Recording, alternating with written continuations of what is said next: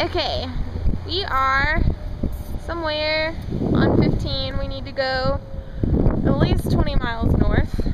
It is, yep, 10:52 at night. Never done this at night before. Hitching at night.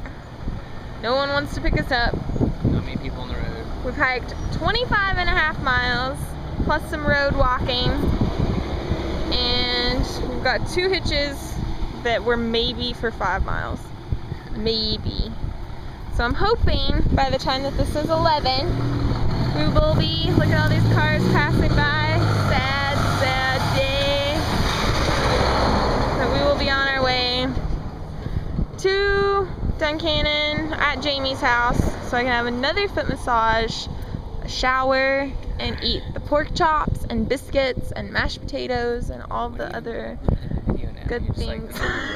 I'm looking at the road, the lack of cars. Look at the lack of cars.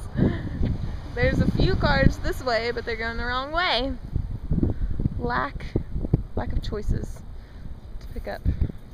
So lesson learned today, hitchhiking night is way harder.